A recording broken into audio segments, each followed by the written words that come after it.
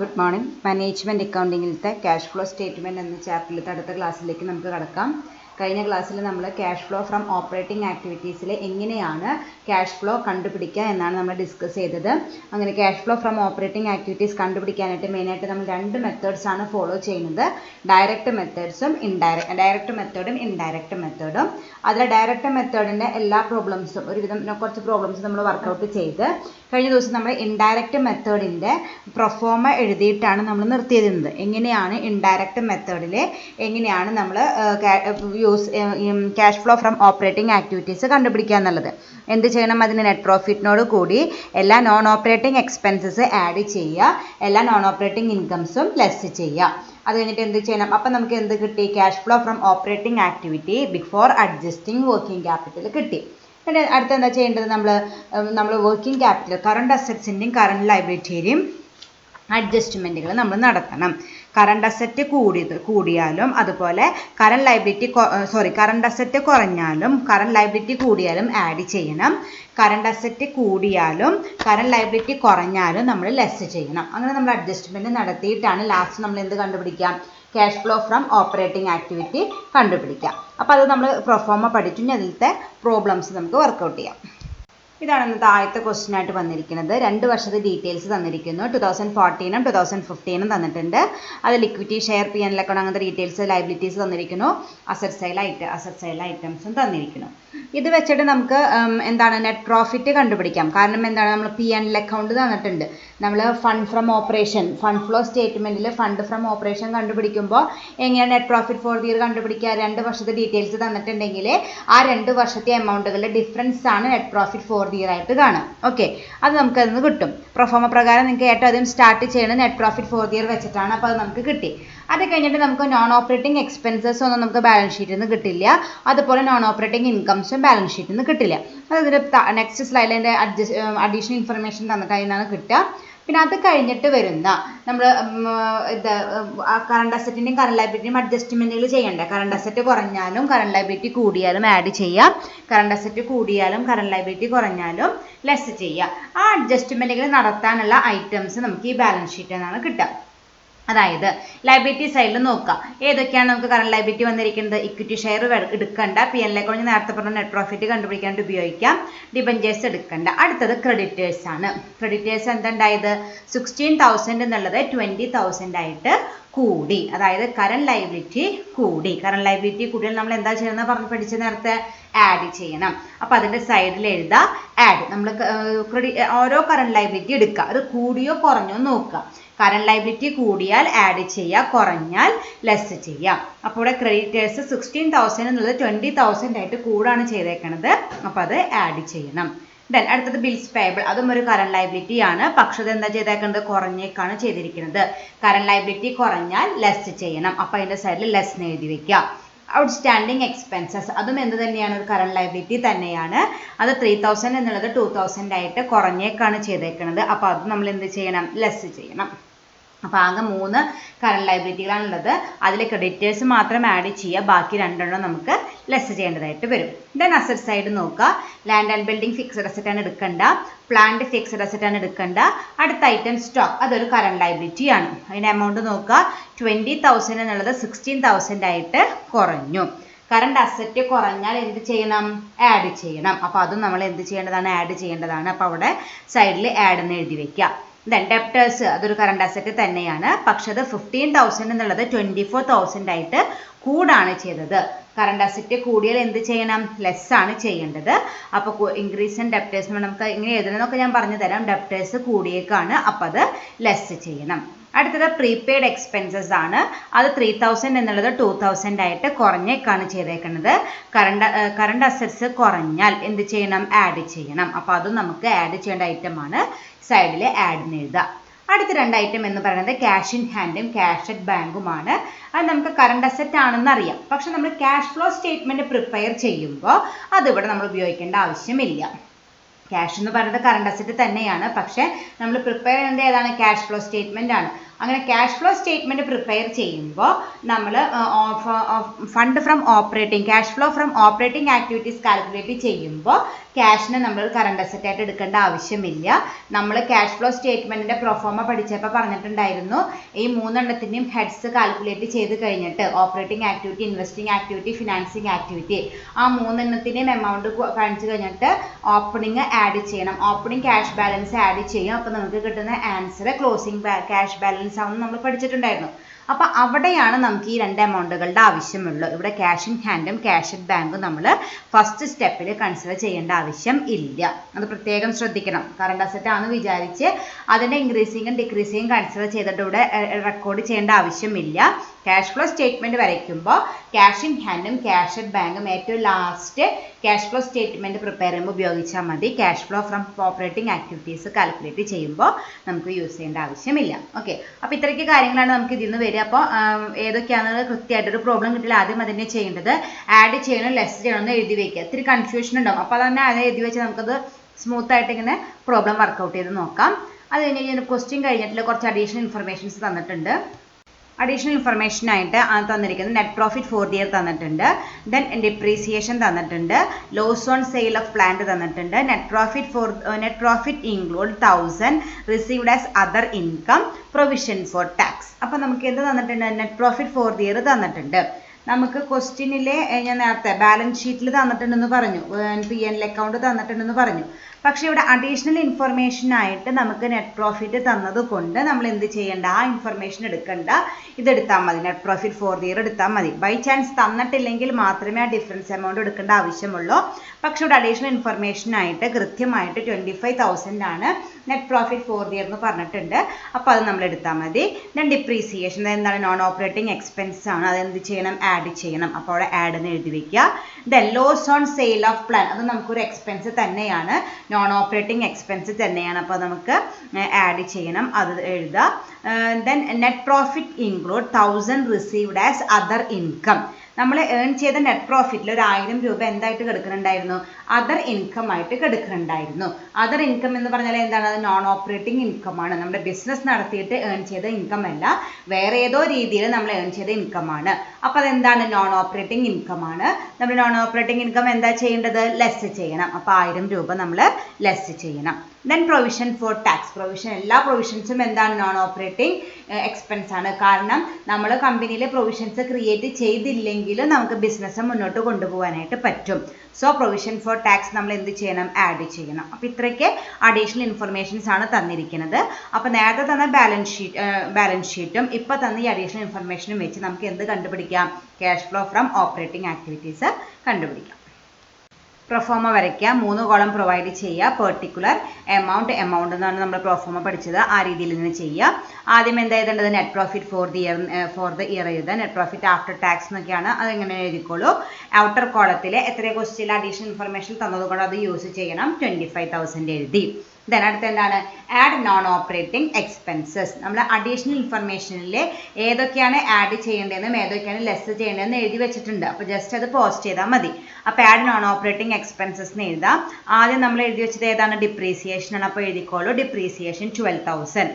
പിന്നെ ആഡ് ചെയ്യേണ്ടത് loss on sale of plant ആണ്, അത് എഴുതാം.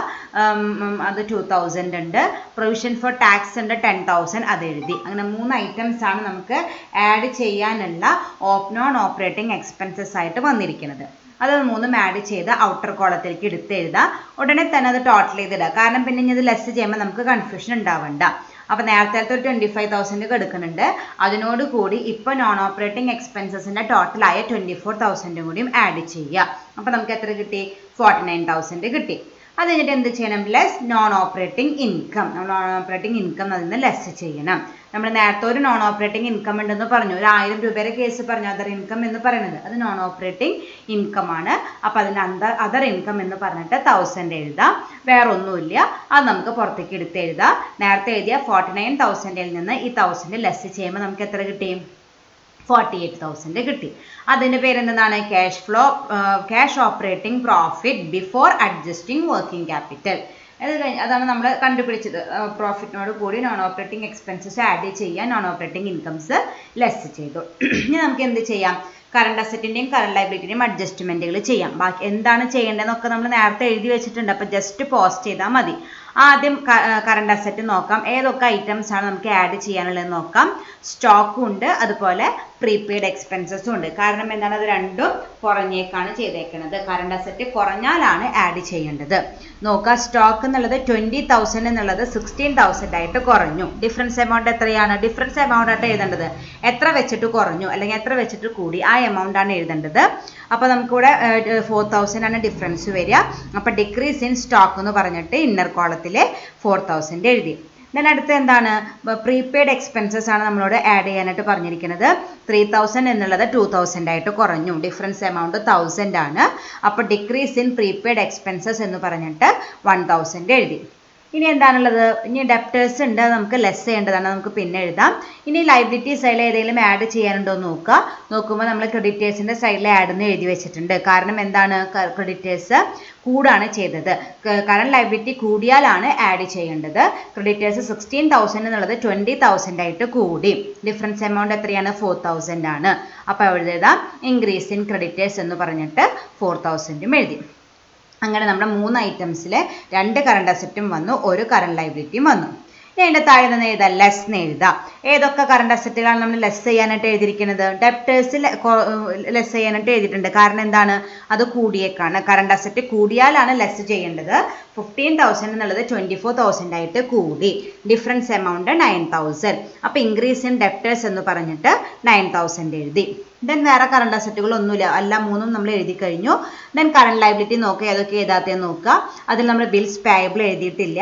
അത് 6,000 എന്നുള്ളത് 4,000 ആയിട്ട് കുറയാണ് ചെയ്തത്. കറണ്ട് ലൈബിലിറ്റി കുറഞ്ഞാൽ ലെസ് ചെയ്യണം. അപ്പോൾ difference amount 2,000. Decrease in bills payable എന്ന് പറഞ്ഞിട്ട് എഴുതി. ദെൻ അടുത്ത ഔട്ട്സ്റ്റാൻഡിങ് എക്സ്പെൻസസും നമുക്ക് എന്താ ചെയ്തേക്കുന്നത്, കുറഞ്ഞേക്കാണ് ചെയ്തേക്കുന്നത്. അപ്പോൾ അതും നമുക്ക് ലെസ് ചെയ്യണം. ഡിക്രീസ് ഇൻ ഔട്ട്സ്റ്റാൻഡിങ് എക്സ്പെൻസസ് എന്ന് പറഞ്ഞ് ഡിഫറൻസ് എമൗണ്ട് ആയ 1,000 എഴുതി. ഇനി ഇതിന് അഡ്ജസ്റ്റ്മെൻറ്റ് നടത്തുക. അതായത് ആദ്യത്തെ 3 എണ്ണം ആഡ് ചെയ്യണം, അവസാനത്തെ 3 എണ്ണം ലെസ് ചെയ്യണം. അപ്പോൾ 4,000, 1,000, 4,000 അത് 3 ലെസ് ചെയ്യുമ്പോൾ നമുക്ക് 9,000 കിട്ടും. അതിൽ നിന്ന് ഈ 9,000, 2,000, 1,000 ലെസ് ചെയ്യുമ്പോൾ നമുക്ക് നെഗറ്റീവ് ഫിഗർ ആയിരിക്കും കിട്ടുക. കാരണം 9,000 നിന്ന് നമ്മൾ ലെസ് ചെയ്യേണ്ടത് 12,000 ആണ്. വലുതിൽ നിന്ന് ചെറുത് കുറച്ച് വലുതിൻ്റെ ചിഹ്നം ഇടണം. ദാറ്റ് ഈസ് 3,000 ആണ്, മൈനസ് കിട്ടും. ഞാൻ കഴിഞ്ഞ ദിവസം പറഞ്ഞിരുന്നു, നമ്മൾ ക്യാഷ് ഫ്ലോ സ്റ്റേറ്റ്മെൻറ്റ് പ്രിപ്പയർ ചെയ്യുമ്പോൾ ഒരിക്കലും മൈനസ് എന്ന് പറഞ്ഞ ചിഹ്നം ഇടാനായിട്ട് പാടില്ല. അതേസമയം നമുക്കൊരു നെഗറ്റീവ് ഫിഗറാണ് കിട്ടണമെന്ന് വെച്ചാൽ നമ്മൾ എന്ത് ചെയ്യണം, അതിനെ ബ്രാക്കറ്റിൽ ഇടണം. ഓക്കെ, അപ്പോൾ നമുക്ക് കിട്ടിയ 3,000 ഒരു നെഗറ്റീവ് ഫിഗർ ആയിരുന്നു. അപ്പോൾ നമ്മൾ എന്തെന്ന് ചെയ്തു, അതിനെ ബ്രാക്കറ്റിലിട്ടു. അതിൻ്റെ അർത്ഥം എന്താണ്, 48,000 അതിന് മുകളിൽ കിടക്കുന്ന cash operating profit before adjusting working capital എത്ര കിട്ടിയിരിക്കുന്നത്, 48,000 കിട്ടിയിട്ടുണ്ട്. ആ എമൗണ്ടിനോട് കൂടി ഈ 3,000 റുപ്പീസ് നമ്മൾ എന്ത് ചെയ്യണം, ലെസ് ആണ് ചെയ്യേണ്ടത്. ലെസ് നെഗറ്റീവ് ഫിഗർ എഴുതരുത്, അതിന് പകരം ബ്രാക്കറ്റിലിട്ടു. അങ്ങനെ നമുക്ക് കുറയ്ക്കുമ്പോൾ എത്ര കിട്ടി, 45,000 കിട്ടി. അതാണ് cash from operating activities. Okay, അപ്പോൾ ഈ രീതിയിലാണ് ഒരു ഇൻഡയറക്റ്റ് മെത്തേഡിൽ ക്യാഷ് ഫ്രം ഓപ്പറേറ്റിംഗ് ആക്ടിവിറ്റീസ് കണ്ടുപിടിക്കേണ്ടത്. അതിൽ തെറ്റിക്കാറുള്ള മെയിൻ ഏരിയ അഡ്ജസ്റ്റ്മെൻറ്റ്, അതൊന്ന് ശ്രദ്ധിച്ചാൽ മതി. കറണ്ട് അസറ്റ് കുറഞ്ഞാൽ എന്ത് ചെയ്യണം, ലെസ് ചെയ്യുക. കറണ്ട് അസറ്റ് കൂടിയാൽ ആഡ് ചെയ്യുക. കറണ്ട് ലൈബിലിറ്റി കൂടിയാൽ ആഡ് ചെയ്യുക, കുറഞ്ഞാൽ ലെസ് ചെയ്യുക. അതൊന്ന് ശ്രദ്ധിച്ചാൽ നമുക്ക് ഒരുവിധം മിസ്റ്റേക്സ് ഒഴിവാക്കാനായിട്ട് പറ്റും. Next problem, depreciation 30,000, transfer to reserve 10,000, dividend paid 15,000, goodwill written off 5,000, profit on sale of plan 3,000, net profit 60,000. അത്രയ്ക്ക് അഡീഷണൽ ഇൻഫർമേഷൻ തന്നിട്ടുണ്ട്. അതുപോലെ 4 ഐറ്റത്തിൻ്റെ ഓപ്പണിങ്ങും ക്ലോസിങ്ങും തന്നിട്ടുണ്ട്. 3 കറണ്ട് അസറ്റ്സും ഉണ്ട്, 1 കറണ്ട് ലൈബിലിറ്റീസ് ഉണ്ട്. അതിൻ്റെ ഡീറ്റെയിൽസ് തന്നിട്ടുണ്ട്. നമ്മളോട് ഇതുപോലെ ഫണ്ട് ഫ്രം ഓപ്പറേറ്റിംഗ് ആക്ടിവിറ്റി കണ്ടുപിടിക്കാനാണ് പറഞ്ഞിരിക്കുന്നത്. അപ്പോൾ അഡീഷണൽ ഇൻഫർമേഷനിൽ തന്നിരിക്കുന്ന ഐറ്റംസ് ആയിരിക്കും, അതിലായിരിക്കും നോൺ ഓപ്പറേറ്റിംഗ് എക്സ്പെൻസസും ഇൻകംസും ഉണ്ടാവുക. അതാദ്യം കണ്ടുപിടിക്കുക. അത് കഴിഞ്ഞിട്ട് കറണ്ട് അസറ്റ് കറണ്ട് ലൈബിലിറ്റി അഡ്ജസ്റ്റ്മെൻറ്റുകൾ ചെയ്തതിന് ശേഷം ആഡ് ചെയ്യണോ ലെസ് ചെയ്യണമെന്ന് ഇവിടെ എഴുതിയതിന് ശേഷം നിങ്ങൾ പ്രോബ്ലം ചെയ്യാനായിട്ട് തുടങ്ങിയാൽ മതി. അപ്പോൾ ആദ്യത്തെ നോക്കുക, ഡിപ്രീസിയേഷൻ അതെന്താണ്, നോൺ ഓപ്പറേറ്റിംഗ് എക്സ്പെൻസ് ആണ്. എന്ത് ചെയ്യണം, ആഡ് ചെയ്യണം. അപ്പോൾ അവിടെ ആഡ് എന്ന് എഴുതാം. ട്രാൻസ്ഫർ ടു റിസർവ് അതും എന്ത് തന്നെയാണ്, നോൺ ഓപ്പറേറ്റിംഗ് എക്സ്പെൻസ് ആണ്. അപ്പോൾ അതിൻ്റെ നേരം എന്തെന്ന് എഴുതണം, ആഡ് എന്ന് എഴുതണം. ദെൻ ഡിവിഡൻഡ് പെയ്ഡ് തന്നെയാണ്, നോൺ ഓപ്പറേറ്റിംഗ് എക്സ്പെൻസ് ആണ്. കാരണം ഡിവിഡൻഡ് നമുക്ക് കൊടുത്തില്ലെങ്കിലും ബിസിനസ് മുന്നോട്ട് കൊണ്ടുപോകാനായിട്ട് പറ്റും. അപ്പോൾ അത് നോൺ ഓപ്പറേറ്റിംഗ് എക്സ്പെൻസ് ആണ്, ആഡ് ചെയ്യണം. Then good will written of, അതും എന്തുതന്നെയാണ്, ഗുഡ് വിൽ റൈറ്റ് ഓഫ് ചെയ്തില്ലെങ്കിൽ നമുക്ക് ബിസിനസ് മുന്നോട്ട് കൊണ്ടുപോകാനായിട്ട് പറ്റും, അത് നിർബന്ധമുള്ളൊരു കാര്യമല്ല. അപ്പോൾ അതും എന്തുതന്നെയാണ്, നോൺ ഓപ്പറേറ്റിംഗ് എക്സ്പെൻസ് ആണ്, അതും ആഡ് ചെയ്യണം. Profit on sale of plant, നമ്മുടെ ബിസിനസ് എന്ന് പറയുന്നത് പ്ലാന്റ് വിറ്റിട്ട് ലാഭം ഉണ്ടാക്കലല്ല, അതെന്താണ് അപ്പോൾ നോൺ ഓപ്പറേറ്റിംഗ് ഇൻകം ആണ്. പ്രോഫിറ്റ് എന്ന് പറയുമ്പോൾ നമുക്കുള്ള വരവാണ്, ഇൻകം ആണ്, നോൺ ഓപ്പറേറ്റിംഗ് ഇൻകം. അപ്പോൾ അതെന്ത് ചെയ്യണം, നമ്മൾ ലെസ് ചെയ്യണം. ദെൻ നെറ്റ് പ്രോഫിറ്റ്, അത് നമ്മൾ തുടക്കത്തിൽ നമുക്ക് ഉപയോഗിക്കേണ്ട ഐറ്റമാണ് നെറ്റ് പ്രോഫിറ്റ് എന്ന് പറയുന്നത്. അപ്പോൾ അതാണ് നമ്മുടെ അഡീഷണൽ ഇൻഫർമേഷൻ. അപ്പോൾ അതിൽ നമുക്ക് ആദ്യത്തെ സ്റ്റേജിലത്തെ കിട്ടി. ഇനി നമുക്ക് വർക്കിംഗ് ക്യാപിറ്റൽ അഡ്ജസ്റ്റ്മെന്റ് വേണ്ടിയിട്ടാണ് ഈ കറണ്ട് അസറ്റ്സും കറണ്ട് ലയബിലിറ്റീസും തന്നിരിക്കുന്നത്. ആദ്യം തന്നിരിക്കുന്നത് സ്റ്റോക്ക് കറണ്ട് അസറ്റ് ആണ്. അതെന്താണ്ടായ ലെസ് ആണ് ഉണ്ടായത്, കുറയാണ് ഉണ്ടായത്. അപ്പോൾ നമ്മൾ എന്താണ് ചെയ്യേണ്ടത്, കറണ്ട് അസറ്റ് കുറഞ്ഞാൽ നമ്മൾ എന്ത് ചെയ്യണം, കറണ്ട് അസറ്റ് കുറഞ്ഞാൽ നമ്മൾ ആഡ് ചെയ്യണം. അപ്പോൾ അത് നമ്മൾ ആഡ് ചെയ്യുക, ആഡ് എന്ന് എഴുതുക. ഡെപ്റ്റേഴ്സ് എന്താണ്ടായ, അതും കുറയാനാണ് ഉണ്ടായത്. ഡെപ്റ്റേഴ്സ് കറണ്ട് അസറ്റ് ആണ്, കറണ്ട് അസറ്റ് കുറഞ്ഞാൽ ആഡ് ചെയ്യണം. ദെൻ ക്രെഡിറ്റേഴ്സ്, അതെന്താണ്, കറണ്ട് ലയബിലിറ്റി ആണ്, പക്ഷെ അത് കൂടാണ് ചെയ്തേക്കുന്നത്. കറണ്ട് ലയബിലിറ്റി കൂടിയാൽ ആഡ് ചെയ്യണം, അപ്പോൾ അതും ആഡ് ചെയ്യുക. പിന്നെ തന്നിരിക്കുന്നത് ക്യാഷ് ആണ്. നേരത്തെ പറഞ്ഞോണം, ക്യാഷിന് ഒരു കറണ്ട് അസറ്റ് തന്നെയാണ്, പക്ഷെ ഇവിടെ യൂസ് ചെയ്യേണ്ട ആവശ്യം ഇല്ല. അപ്പം 3 ഐറ്റം ആഡ് ചെയ്യാനുള്ള, ഒന്നും ലെസ് ചെയ്യാനില്ല. അപ്പോൾ നമ്മൾ ആദ്യത്തെ സ്റ്റെപ്പ് കഴിഞ്ഞിട്ട് cash flow from operating activities before adjusting working capital കഴിയുന്നതിന് ശേഷം ഈ കറണ്ട് അസറ്റ് 2 എണ്ണം, അതുപോലെ കറണ്ട് ലയബിലിറ്റി 1 എണ്ണം നമുക്ക് ലെസ് ചെയ്യണം. ഓക്കെ, അപ്പോൾ നമുക്കിനി പ്രോബ്ലം ചെയ്യാനായിട്ട് തുടങ്ങാം. അപ്പോൾ പ്രൊഫോമ വരയ്ക്കാം. 3 കോളം പ്രൊവൈഡ് ചെയ്യുക, പെർട്ടിക്കുലർ 2 എമൗണ്ട് കോളം. ആദ്യം net profit for the year എഴുതുക. എത്രയാണ് ക്വസ്റ്റ്യനിൽ നേരിട്ട് തന്നിട്ടുണ്ട്, 60,000. അപ്പോൾ അത് ഔട്ടർ കോളത്തിൽ എഴുതി. Then add non operating expenses. നമ്മൾ നോൺ ഓപ്പറേറ്റിംഗ് എക്സ്പെൻസസ് ഏതൊക്കെയാണ് നമ്മൾ നേരത്തെ കണ്ടുവച്ചിട്ടുണ്ട്, അപ്പോൾ അത് എഴുതിയാൽ മതി. ആദ്യം depreciation 30,000, then transfer to reserve 10,000, then dividend paid 15,000, goodwill written off 5,000. പിന്നെയുള്ളത് പ്രോഫിറ്റ് ഓൺ സെയിൽ, അത് ലെസ് ചെയ്യേണ്ട ഐറ്റമാണ്. അപ്പോൾ ഈ 4 ഐറ്റംസ് ആണ് നമുക്ക് ആഡ് ചെയ്യാനുള്ളത്. ആ 4 എമൗണ്ട് ആഡ് ചെയ്താൽ ടോട്ടൽ നമുക്ക് 60,000 കിട്ടി. അത് ഔട്ടർ കോളത്തിൽ എഴുതി. അത് അപ്പം തന്നെ ടോട്ടൽ ചെയ്താൽ നമുക്ക് എത്ര കിട്ടും, 1,20,000 കിട്ടി. അതിൽ നിന്ന് നമ്മൾ എന്ത് ചെയ്യണം, ലെസ് നോൺ ഓപ്പറേറ്റിംഗ് ഇൻകം. നമുക്ക് ആകെ ഒരു ഐറ്റമേ ഉള്ളൂ, profit on sale of plant ആണ് നമ്മുടെ നോൺ ഓപ്പറേറ്റിംഗ് ഇൻകം ആയിട്ട് വന്നിരിക്കുന്നത്. അതിൻ്റെ എമൗണ്ട് എന്ന് പറയുന്നത് 3,000 ആണ്. അത് തന്നെ ഔട്ടർ കോളത്തിലേക്ക് എടുത്ത് എഴുതുക. നേരത്തെ ആഡ് ചെയ്ത് എടുക്കണം 1,20,000 നിന്ന് ഈ 3,000 ലെസ് ചെയ്യാം. അപ്പോൾ നമുക്ക് എത്ര കിട്ടി, 1,17,000 കിട്ടി. അതാണ് നമ്മുടെ cash operating profit before adjusting working capital. ഇനി എന്ത് ചെയ്യണം, നമ്മുടെ കറണ്ട് അസറ്റിൻ്റെയും കറണ്ട് ലയബിലിറ്റീസിൻ്റെയും അഡ്ജസ്റ്റ്മെൻറ്റ് നമ്മൾ ചെയ്യണം. നമ്മൾ നേരത്തെ കണ്ടുവച്ചിരുന്നു, നമുക്ക് ആഡ് ചെയ്യാനുള്ള ഐറ്റംസ് മാത്രമേ ഉള്ളൂ, ലെസ് ചെയ്യാൻ ഒന്നുമില്ല, നമ്മൾ നേരത്തെ കണ്ടുവച്ചിട്ടുണ്ട്. അപ്പോൾ എഴുതാം ആഡ്. ആദ്യത്തെ ഐറ്റം ഏതാണ്, സ്റ്റോക്കാണ്. ഡിക്രീസ് ഇൻ സ്റ്റോക്ക് എന്താണ്ടായ, 2,000 എന്നുള്ളത് 16,000 ആയിട്ട് കുറഞ്ഞു. അപ്പോൾ നമുക്ക് ഡിഫറൻസ് എമൗണ്ട് 4,000 ആണ്. ഡിക്രീസ് ഇൻ സ്റ്റോക്ക് എന്ന് പറഞ്ഞിട്ട് 4,000 എഴുതി. ദെൻ ഡിക്രീസ് ഇൻ ഡെപ്റ്റേഴ്സ് 32,000 എന്നുള്ളത് 24,000 ആയിട്ട് കുറഞ്ഞു. അതായത് ഡിഫറൻസ് എമൗണ്ട് 8,000 ആണ്. അത് നമ്മൾ എഴുതി ഡിക്രീസ് ഇൻ ഡെപ്റ്റേഴ്സ് എന്ന് പറഞ്ഞിട്ട്. അടുത്തത് ക്രെഡിറ്റേഴ്സ് ആണ്. അത് 10,000 എന്നുള്ളത് 15,000 ആയിട്ട് കൂടി. ഡിഫറൻസ് എമൗണ്ട് 5,000 ആണ്. അപ്പോൾ ഇൻക്രീസ് ഇൻ ക്രെഡിറ്റേഴ്സ് എന്ന് പറഞ്ഞിട്ട് 5,000 എഴുതി. അത് 3 കൂടി, വേറെ ഒന്നും ചെയ്യാനില്ല, ലെസ് ചെയ്യാൻ വേറെ ഒന്നും ഐറ്റംസ് ഒന്നും ഇല്ല. ഇനിയുള്ളത് ആകെ ഒരു ക്യാഷ് മാത്രം നമ്മൾ എടുക്കേണ്ട ആവശ്യമില്ല. അത് 3 കൂടി ആഡ് ചെയ്തപ്പോൾ നമുക്ക് എത്ര കിട്ടി, 17,000 കിട്ടി. ടോട്ടൽ ചെയ്തിട്ട് പുറത്തേക്ക് എടുത്തെഴുതി. നേരത്തെ നമ്മൾ ആഡ് ചെയ്ത് വെച്ചിട്ടുള്ള, ലെസ് ചെയ്ത് വെച്ചിട്ടുള്ള 1,17,000 നിന്ന് കൂടി 17,000 കൂടി ആഡ് ചെയ്താൽ നമുക്ക് എത്ര കിട്ടി, 1,34,000 കിട്ടി. അതാണ് നമ്മുടെ ക്യാഷ് ഫ്രം ഓപ്പറേറ്റിംഗ് ആക്ടിവിറ്റി. അപ്പോൾ ലെസ് ചെയ്യാനില്ല എന്ന് വിചാരിച്ചത് അത് നമ്മൾ ചെയ്യേണ്ട ആവശ്യമില്ല. ലെസ് ചെയ്യാനുണ്ടെങ്കിൽ മാത്രം നമ്മൾ ചെയ്താൽ മതി. ഇവിടെ ആഡ് ചെയ്യാൻ മാത്രമുള്ള, അപ്പോൾ അത് മാത്രം വെച്ചിട്ട് നമ്മൾ അത് കണ്ടുപിടിച്ചു. ഓക്കെ, നെക്സ്റ്റ് പ്രോബ്ലം ഒരു ചെറിയൊരു പ്രോബ്ലം ചെയ്ത് നോക്കാം. Net profit 2,50,000, depreciation 10,000, amortisation of goodwill 5,000, transfer to reserve 7,000, profit on sale of machinery 3,000. ഇത്രയ്ക്ക് ഇൻഫർമേഷൻ ഉള്ള ക്വസ്റ്റ്യൻ ഇൻകംപ്ലീറ്റ് അല്ല, അത്രയ്ക്ക് ഈ ക്വസ്റ്റ്യനിൽ തന്നിട്ടുള്ളൂ. ഇത് വെച്ചിട്ട് നമ്മളോട് cash flow from operating activity കണ്ടുപിടിക്കാനായിട്ട് പറഞ്ഞിരിക്കുന്നു. അപ്പോൾ നമ്മൾ നേരത്തെ ചെയ്ത 2 പ്രോബ്ലത്തിലും 2 സെക്ഷൻസ് ആയിട്ടാണ് തന്നിരുന്നത്. ഒന്ന് നമ്മുടെ ഓപ്പറേറ്റിംഗ് എക്സ്പെൻസും ഇൻകത്തിനെ കുറിച്ച്, നോൺ ഓപ്പറേറ്റിംഗ് എക്സ്പെൻസും ഇൻകത്തിനെ കുറിച്ച് ഡീറ്റെയിൽസിൻ്റെ ഒരു ഭാഗമുണ്ട്. ദെൻ അടുത്തത് കറണ്ട് അസറ്റ്സും കറണ്ട് ലയബിലിറ്റീസും വരുന്ന ഒരു ഭാഗം. അങ്ങനെ 2 സെക്ഷനായിട്ടാണ് തന്നിരിക്കുന്നത്. പക്ഷേ ഇതിൽ ആകെ ഒരു സെക്ഷൻ മാത്രമുള്ള ഏതാണ്, നോൺ ഓപ്പറേറ്റിംഗ് എക്സ്പെൻസും ഇൻകംസും എന്ന ഭാഗം മാത്രം. Current asset current liability details ഒന്നും തന്നിട്ടില്ല. ക്വസ്റ്റ്യനിൽ തന്നെങ്കിൽ മാത്രം അത് ഉപയോഗിച്ചാൽ മതി, അല്ലെങ്കിൽ ഉപയോഗിക്കേണ്ട ആവശ്യമില്ല.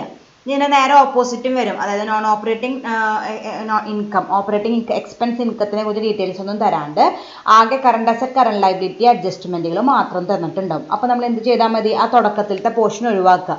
അതായത് നെറ്റ് പ്രോഫിറ്റിനോട് കൂടി നോൺ ഓപ്പറേറ്റിംഗ് എക്സ്പെൻസസ് ആഡ് ചെയ്യുന്നത് നോൺ ഓപ്പറേറ്റിംഗ് ഇൻകംസും ലെസ് ചെയ്യുന്ന ആ പോർഷൻ ഒഴിവാക്കി ബാക്കിയുള്ള അഡ്ജസ്റ്റ്മെൻ്റ് ഇല്ലേ, കറണ്ട് അസറ്റ് കൂടിയാലും കുറഞ്ഞാലും ചെയ്യുന്ന അഡ്ജസ്റ്റ്മെൻ്റ് ഇല്ലേ, അത് മാത്രം വെച്ച് കൺസിഡർ ചെയ്തിട്ട് നമുക്ക് എന്ത് കണ്ടുപിടിക്കാം, cash flow from operating activity കണ്ടുപിടിക്കാം. ഈ ക്വസ്റ്റിനെ അടുത്ത ദിവസം നമുക്ക് വർക്കൗട്ട് ചെയ്യാം.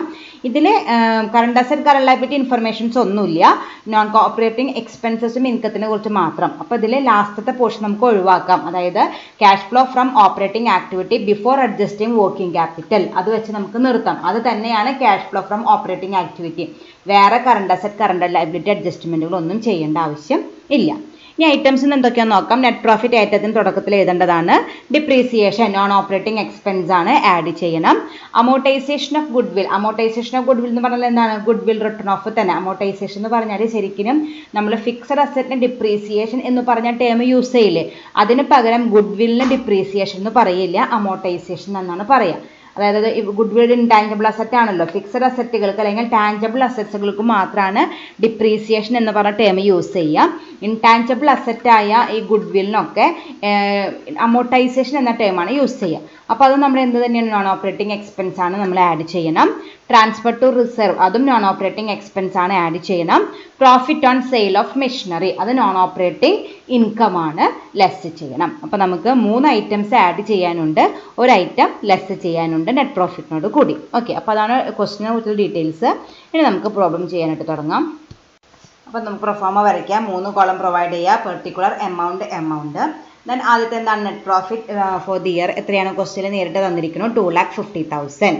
ആഡ് നോൺ ഓപ്പറേറ്റിംഗ് എക്സ്പെൻസസ്, നമ്മൾ നേരത്തെ കണ്ടുപിടിച്ചിട്ടുണ്ടായിരുന്നു 3 നോൺ ഓപ്പറേറ്റിംഗ് എക്സ്പെൻസസ് ആണുള്ളത്.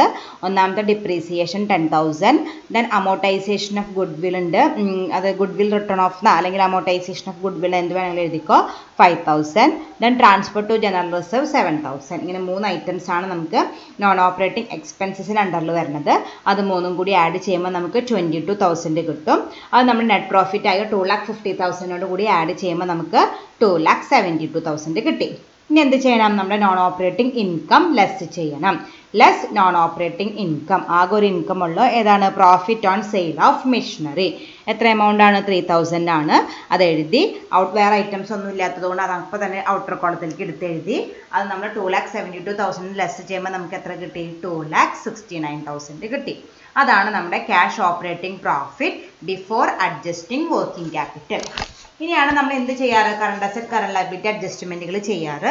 പക്ഷേ ക്വസ്റ്റ്യനിൽ അതിനെക്കുറിച്ച് യാതൊരു ഇൻഫർമേഷനും തരാത്തത് കൊണ്ട് നമുക്ക് എന്ത് ചെയ്യാം, ഈ എമൗണ്ട് തന്നെ, ഈ 2,69,000 തന്നെയാണ് ക്യാഷ് ഫ്രം ഓപ്പറേറ്റിംഗ് ആക്ടിവിറ്റി ആയിട്ട് എഴുതേണ്ടതായിട്ട് വരിക. ഓക്കെ, അപ്പോൾ ക്വസ്റ്റ്യനിൽ എന്തെല്ലാം ഡീറ്റെയിൽസ് തന്നിട്ടുണ്ടോ അത് വെച്ചിട്ടേ നമുക്ക് എമൗണ്ട് കണ്ടുപിടിക്കാനായിട്ട് പറ്റുള്ളൂ. അപ്പോൾ ഈ രീതിയിൽ നമ്മൾ നോൺ ഓപ്പറേറ്റിംഗ് എക്സ്പെൻസ് ഇൻകം അഡ്ജസ്റ്റ്മെൻറ്റുകൾ മാത്രം നടത്തി എന്ത് കണ്ടുപിടിക്കാം, cash from operating activity find out ചെയ്യാനായിട്ട് പറ്റും. Thank you.